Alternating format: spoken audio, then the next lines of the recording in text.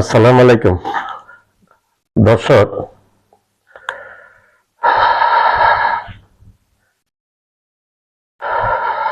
দুইটা কথা বলার জন্য একটু সামনে আসলাম আপনাদের। সাত সকালে, আজকে শুক্রবার, জুমার দিন।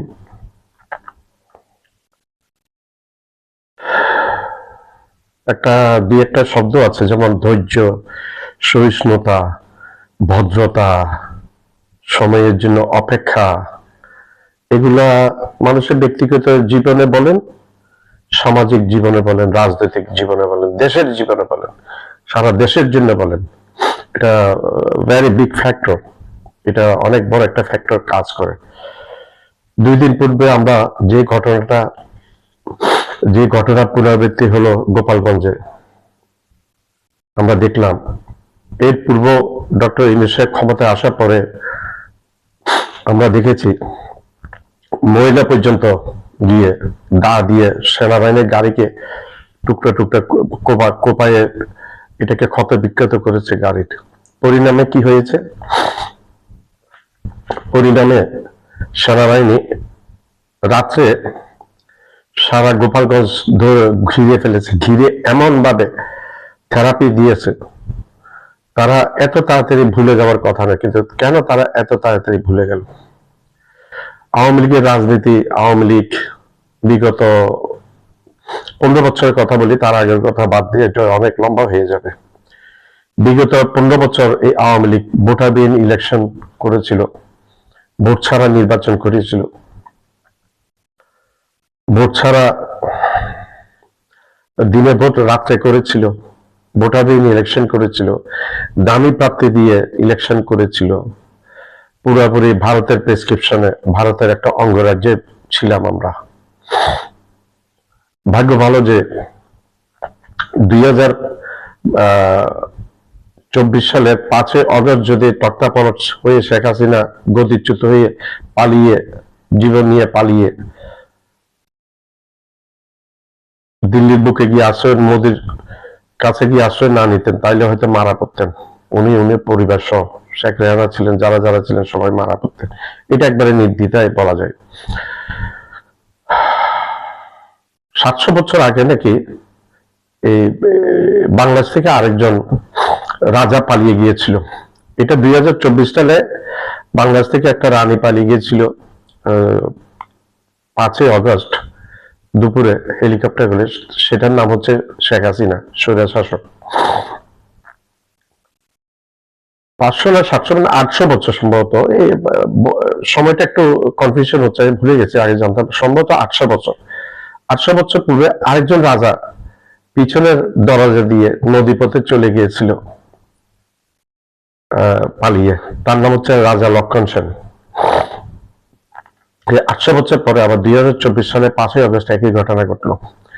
লক্ষণ সেন নৌকা যোগে পালিয়েছিল, আর শেখ হাসিনা সেন হেলিকপ্টার যোগে পালিয়েছে দিল্লিতে।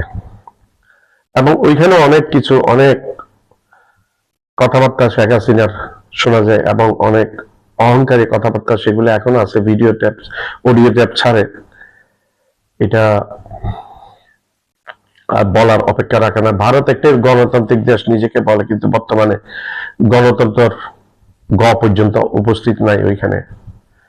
গণতন্ত্রের গ পর্যন্ত উপস্থিত নেই। ধর্মীয় সহিষ্ণুতা বলে, এখন ধর্মীয় সহিষ্ণুতা তারা চিনেও না, ভুলেও গেছে। এই যে একজন ডিক্টেটর এখান থেকে পালিয়ে গিয়ে ভারতে আশ্রয় নিল, দুনিয়ার কোন দেশে, দুনিয়ার সব দেশ কি ভারত থেকে বোকা? ভারত থেকে বোকা চোদা? দুনিয়ার সব দেশ কেউ আশ্রয় দেয় না। ইভেন এমনকি মধ্যপ্রাচ্যের যে স্বৈর শাসক আরবি দেশগুলোকে আমি স্বৈর শাসক, রাজাগুলোকে আমি স্বৈর শাসক বলি। ওইখানে মানুষের কোনো অধিকার থাকে না। আমি 5 বছর মধ্যপ্রাচ্যে ছিলাম, আমি জানি মানুষের কোনো অধিকার থাকে না ওইখানে।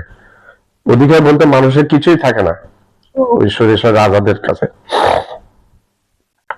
এরা উড়ে এসে জুড়ে বসে রাষ্ট্রীয় সম্পদ লুটপাট করে এবং বংশ পরম্পরায় ভোগ করে, আয়েসে জীবন যাপন করে। যা হোক, সেই স্বৈর শাসক পর্যন্ত আমাদের স্বৈর শাসক শেখ হাসিনাকে আশ্রয় দেয় না। কোনো একটা দেশ দুনিয়ার বুকে আশ্রয় দেন এই শেখ হাসিনাকে।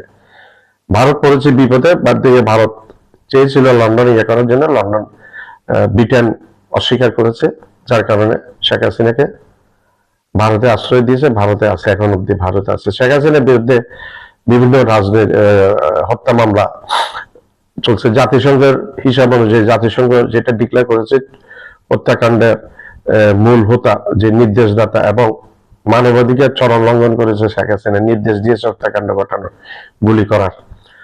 গত কয়েকদিন আগে, 15-20 দিন আগে বিবিসি একটি অডিও ট্যাপ প্রকাশ করেছে। সেই ট্যাপে আমরা দেখতে পেয়েছি, বিবিসির সেই ট্যাপে আমরা দেখতে পেয়েছি যে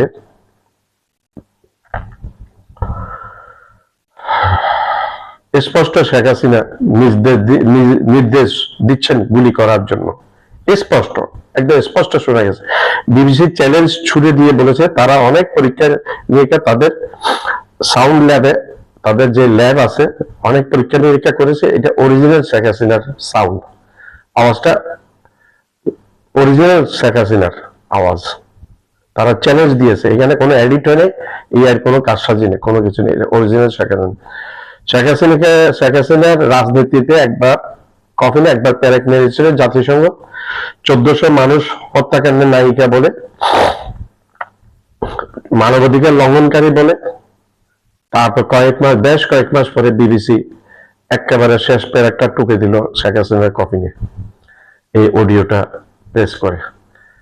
এখন শেখ হাসিনা যদি বাংলাদেশে আসে, তাহলে তাকে তার আসাতে কোনো, ডক্টর ইউনূস সাহেব এই সরকার তো চাচ্ছে, কারণ আদালতের নির্দেশ আছে এই দেশে আসার জন্য, নিয়ে আসার জন্য এবং আদালতে হাজির করার জন্য আদালত সরকারকে নির্দেশ দিয়েছে।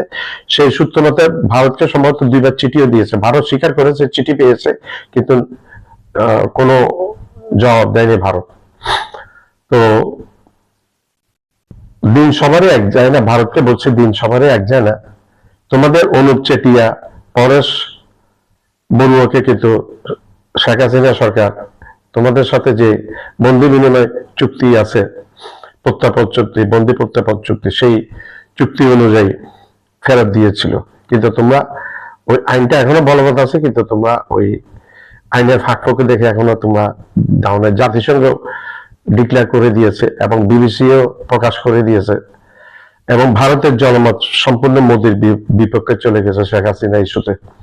বিপক্ষ রাজনীতিবিদরা এবং ইয়ারা, ভারতের জনগণ মোদির বিপক্ষে, শেখ হাসিনার ব্যাপারে মোদির বিপক্ষে চলে গেছে, এটা একেবারে নিশ্চিত বলা যায়। তো যেটা বলছিলাম, গোপালগঞ্জে যে ঘটনাটা ঘটিয়েছে আওয়ামী লীগ, তার অঙ্গ সংগঠনগুলা এই কাজগুলা করে আবার প্রমাণ করলো আওয়ামী লীগ যে একটা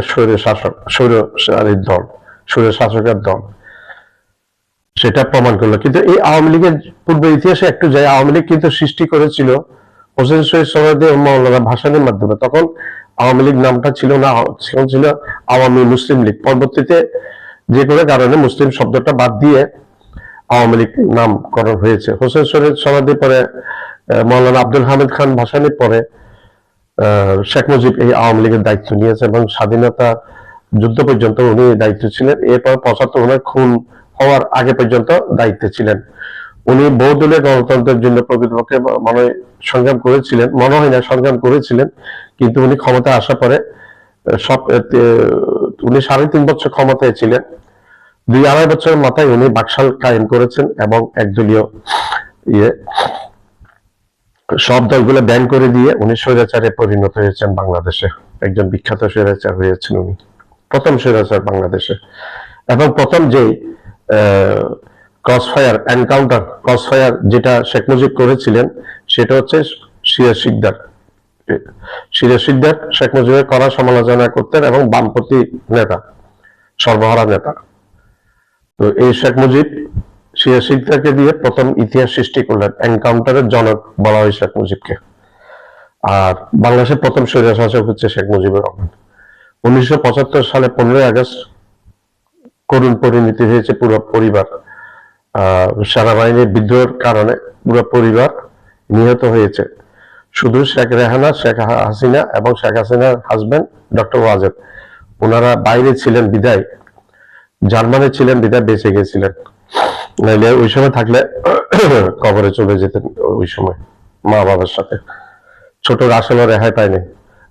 মানুষ তখন শেখ মুজিব মারা যাওয়ার পরে 12 না 13 জন মানুষ সর্বসাকুল্যে জানাজায় অংশগ্রহণ করেছিলেন। জিয়া রহমান মারা যাওয়ার পরে বাংলাদেশের ইতিহাসে এত লোক সমাগম জানাজাতে আর কেউ কারো জানাজাতে হয়নি। লোকের লোকারণ্য জিয়া রহমান মারা যাওয়ার পরে। আর শেখ মুজিব মারা যাওয়ার সাথে সাথে ঢাকার মিষ্টির দোকান মিষ্টি শূন্য হয়ে গেছে। শেখ হাসিনার টক্কা পলট গদি গণেশ উল্টানোর পরে 5ই অগস্ট যখন গণেশ উল্টিয়েছে শেখ হাসিনা, সারা বাংলাদেশে মিষ্টির দোকানে, আমাদের এখানে কোনো মিষ্টির দোকানে মিষ্টি দেখি নেই আমি। মিষ্টির দোকানগুলো মিষ্টি শূন্য হয়ে গেছে। মানুষের কেন এত বিতৃষ্ণা, মানুষের কেন এত রাগ, মানুষের কেন এত ক্ষোভ? এই ক্ষোভের মহত্ব বুঝতে হবে রাজনীতি করলে। সেটা আওয়ামী লীগ হোক, বিএনপি হোক, জামাত হোক, কমিউনিস্ট পার্টি হোক, তারপর এনসিপি যে নতুন দলটা হয়েছে এনসিসি, সেটা হোক, যেটাই হোক, কিন্তু মানুষের ইয়েটা বুঝতে হবে, মানুষের ট্রিগারটা বুঝতে হবে, মানুষের পালসটা, শিরার রক্তের চলাচলের শিরার পালসটা বুঝতে হবে। তো যে পালস না বুঝবে তার পরিণতি শেখ হাসিনার মতো হয়ে যাবে। শেখ হাসিনার স্বৈরশাসক পতিত স্বৈরশাসকদের দুর্ভাগ্য থাকে, তাদের দুইটা উপায়ে তাদের পরিসমাপ্তি ঘটে জীবনের। একটা হচ্ছে তাদেরকে আন্দোলনে তাদেরকে পাকড়াও করে ঝুলিয়ে দেয়, সোজা ফাঁসিতে ঝুলিয়ে দেয়। আর একটা হচ্ছে তারা পালিয়ে যেতে পারে অথবা কোনো সামরিক অভ্যুত্থানে তারা নিহত হয়। এই 2-3 প্রকারের স্বৈরশাসকদের জীবনের ইতি টানে। কিন্তু শেখ হাসিনার ভাগ্যটা ভালো, সে পালিয়ে যেতে পেরেছে। সেনা প্রধান অথবা যে কোনো ভাবে হোক সে পালিয়ে যেতে পেরেছে বোনকে নিয়ে, তারেক সিদ্দিকী, আর বিডিআর হত্যার মাস্টারমাইন্ড তারেক সিদ্দিকীকে নিয়ে। আর কে কে ছিল জানেনি, কিন্তু ইনারা ছিল ওইখানে। দরবেশ বাবা সালমান এফ রহমানে গিয়েছিল হেলিকপ্টার ঘোড়া, কিন্তু তাকে উঠতে দেওয়া হয়নি। দেখেন আমাদের নেত্রী করে যারা ফেনা তুলে ফেলেন, এই দরবেশ বাবা শেখ হাসিনাকে কত টাকা, শেখ হাসিনা শেখ রেহানাকে কত টাকা উঠিয়ে তুলে দিয়েছিল বিভিন্ন জায়গা মেরে দিয়ে, ব্যাংক মেরে দিয়ে। কিন্তু যাওয়ার সময় শেখ হাসিনা নেতাকর্মী, সব নেতাকর্মী খারাপ না, আওয়ামী লীগের মধ্যে 5% মানুষ খারাপ, বাকি 95% মানুষ ভালো। এই 95% মানুষ ডেডিকেটেড ছিল শেখ হাসিনার প্রতি, আওয়ামী লীগের প্রতি। সেই 95% মানুষের কথা চিন্তা না করে শেখ হাসিনা তাড়াতাড়ি পালিয়ে গিয়েছেন ভারতে, হেলিকপ্টারে করে পালিয়ে গিয়েছেন ভারতে। হেলিকপ্টার করে পরে প্লেনে করে বিমান বাহিনীর একটা বিমানে করে চলে গেছেন দিল্লিতে। একটা এয়ারবেস ছিল, এয়ারবেসে অবতরণ করেছে। যে নেত্রী সবসময় মুখে ফেনা তুলে দিত যে শেখ হাসিনা পালায় না, মুজিবের বেটি পালায় না, শেখ হাসিনাকে ফেলে দেওয়া, আওয়ামী লীগকে ফেলে দেওয়া এত সহজ না, এটা কারো পক্ষে সম্ভব না। দেখেন এত দম্ভক্তি ভালো না। আমি সাইফুর রহমান চৌধুরী, আমি এখন আছি, আমি 2 মিনিট আমার ভরসা নেই। সব ক্ষমতা আল্লাহ রাব্বুল আলামিনের। আল্লাহ সর্বশক্তিমান, সর্বশ্রেষ্ঠ, সর্বশক্তিমান, এই দো জাহানের মালিক, দুনিয়া এবং আখিরাতে যা কিছু আছে সবকিছুর মালিকই আল্লাহ রাব্বুল আলামিন। আমি কোনো মতে এই আল্লাহ দুনিয়ায় পদচারণা করে আমি অহংকার করতে পারি না। শেখ হাসিনার একটা দোষ বলেন, গুণ বলেন, একটা ছিল যে তুচ্ছ তাচ্ছিল্য করে বড় বড় নেতাদেরকে, সম্মানী মানুষদেরকে অসম্মান করা, তুচ্ছ তাচ্ছিল্য কথায় কথায়। শেখ খালেদা জিয়া চিকিৎসার ব্যাপারে বলেছে তুচ্ছ তাচ্ছিল্য, এক টাইম কবরে গেছে নাকি, আরেক টাইম বাইরে, এখন বয়স হয়ে গেছে, আর কত বাঁচবে, অনেক রোগ হয়ে গেছে, কলিজা পচে গেছে, এই ধরনের অনেক আজে বাজে কথাবার্তা বলেছেন একজন 3 বারের নির্বাচিত জনপ্রিয় প্রধানমন্ত্রী খালেদা জিয়াকে, সাবেক প্রধানমন্ত্রী। শেখ হাসিনা 3টা আসনে দাঁড়ালে 1টা আসনে জিততেন, 2টা আসনে হেরে যেতেন সবসময়। আর খালেদা জিয়া 5টা আসনে দাঁড়ালে 5টা আসনে জিততেন। এখন আপনি বলেন জনপ্রিয়তা কার বেশি? শেখ হাসিনা যদি খালেদা জিয়ার সাথে নির্বাচনে সরাসরি অংশগ্রহণ করে, আমি চ্যালেঞ্জ দিয়ে বলবো শেখ হাসিনার জামানত বাজেয়াপ্ত হয়ে যাবে, নো ডাউট। শেখ হাসিনা এত তুচ্ছ তাচ্ছিল্য করে ডক্টর ইউনূস সাহেবকে, খালেদা জিয়া এবং ডক্টর ইউনূসকে পদ্মা নদীতে চুবাবে, উঠাবে, ডক্টর ইউনূসকে উঠাবে না, উঠাবে খালেদা জিয়াকে উঠাবে না, দুইবার চুবাবে ডক্টর ইউনূস সাহেবকে এবং উঠাবে, কিন্তু খালেদা জিয়াকে উঠাবে না। এই ধরনের কথাবার্তা একটা প্রধানমন্ত্রীর মুখে, এই সমস্ত কথাবার্তা শোভা পায় না। অশিক্ষিত মূর্খ টাইপের একটা মহিলা পেয়েছিলাম আমরা প্রধানমন্ত্রী হিসেবে। মানুষ অন্ধের মতে বিশ্বাস করে, আমরা অন্ধের মতে বিশ্বাস করতাম। মানুষের এই যে এইভাবে ব্যাংক লুট, দেশটাকে দেউলিয়া করে ফেলেছে, ভারতের হাতে তুলে দিয়েছে। ভারতের এইখানে প্রত্যেকটা জায়গায় ভারতের লোকজন ছিল, এখনো আছে, কিছু কিছু অনেক জায়গায় আছে এখনো। এইগুলা, এই নষ্টের মূল হচ্ছে এই শেখ হাসিনা। শেখ হাসিনা নিজেও ডুবেছে, তার বাবাকেও ডুবেছে। তার বাবার, তাকে পায় নাই, তার বাবার মূর্তিগুলো ভেঙেছে এবং উপরে উঠে মাথার মধ্যে প্রস্রাব করেছে। এটা এটা জনগণের ক্ষোভের বহিঃপ্রকাশ। একটা কথা আছে, তোকে না পেলে তোর গুয়ে নাগাল হলে আমি পাবো। এটা হচ্ছে এই ঘটনাগুলো। এটা শেখ মুজিবকে না প্রকাশিত করেছে শেখ হাসিনাকে। শেখ হাসিনা শেখ মুজিবকে ডুবিয়েছে, শেষ করে দিয়েছে তার ইজ্জত সম্মান সবকিছু। একটা একটা মানুষ কেমন এত স্বৈর শাসক হয়ে যেতে পারে, এত খুনি হয়ে যেতে পারে? খুন করতে করতে করতে করতে এমন একটা পর্যায়ে চলে গেছিল, তার খুনটা তার কাছে কোনো ব্যাপারই ছিল না। বিডিআর হত্যাকাণ্ড শেখ হাসিনার মাধ্যমে করিয়েছিল, শেখ হাসিনার মাধ্যমে। তারপর হেফাজতের হত্যাকাণ্ডটা করিয়েছিল শেখ হাসিনার মাধ্যমে। তারপর এই যে 5ই আগস্টের আগে পর্যন্ত, জুলাই আগস্টের যে হত্যাকাণ্ডগুলো, এগুলো করিয়েছে শেখ হাসিনার মাধ্যমে। আমরা পুলিশ অফিসার, বাংলাদেশের পুলিশ ইউনিফর্ম পরা, কিন্তু হিন্দিতে কথাবার্তা বলছে আমরা দেখছি অনেক অগণিত। এরা কারা? এরা কারা? আমাদের দেশের, এটা দেশে একমাত্র বাংলা ভাষা, এই দেশটাতে আসে একমাত্র বাংলা ভাষা। এই হিন্দি ভাষাভাষী বলাচ্ছে এরা কারা? বাংলাদেশের পুলিশের পোশাক পরা।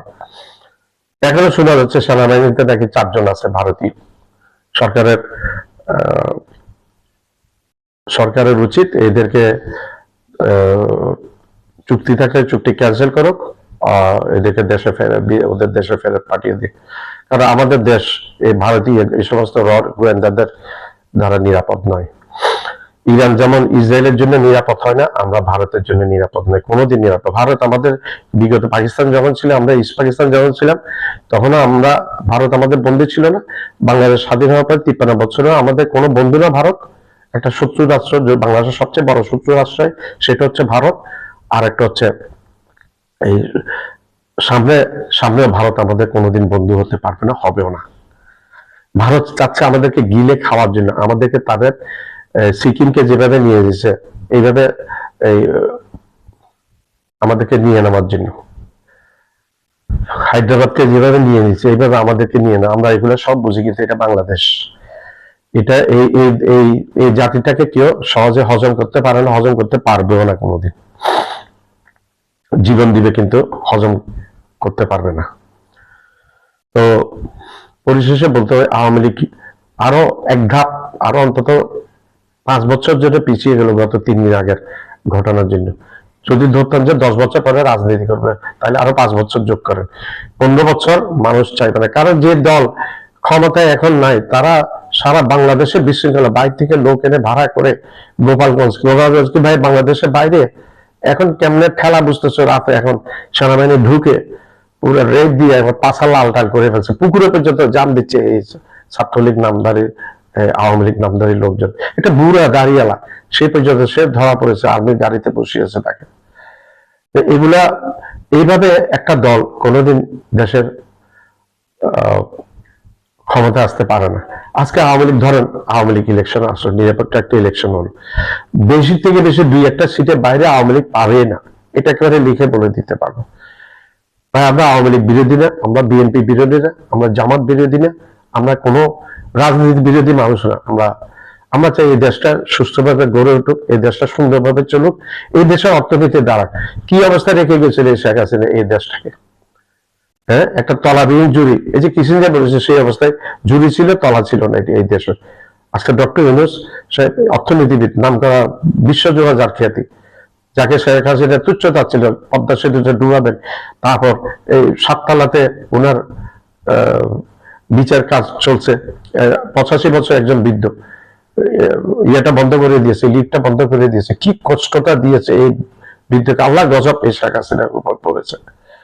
এই যে মাসুম শিশু পর্যন্ত 130 জন 32 জন শিশু পর্যন্ত 32টা শিশু পর্যন্ত মারা গেছে শেখ হাসিনার গুলিতে।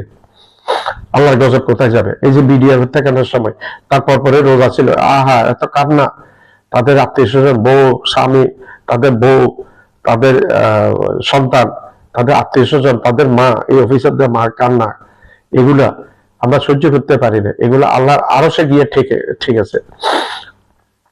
একটা কথা আছে, আল্লাহ ছাড় দেন কিন্তু ছেড়ে দেন না।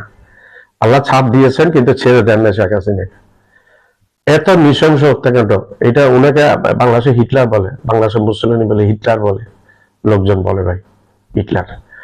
খালেদা জিয়ার নাম এই দেশে মানুষ অন্তরে রাখবে, হাসিনার নাম ডাস্টবিনে রাখবে, খালেদা জিয়ার নাম রাখবে অন্তরে। এটা দেখেন, একটা দেশের প্রধানমন্ত্রী তার ছবিটা ডাস্টবিনের মধ্যে চলে আসছে। কতটুকু অপকর্ম করলে মানুষের মনের মধ্যে এত এত প্রকট ঘৃণা চলে আসে, এত প্রকট ঘৃণা চলে আসে, কতটুকু অপকর্ম করলে মানুষের মনে এত প্রকট ঘৃণা চলে আসে। এটা ভাবার বিষয়। সেটা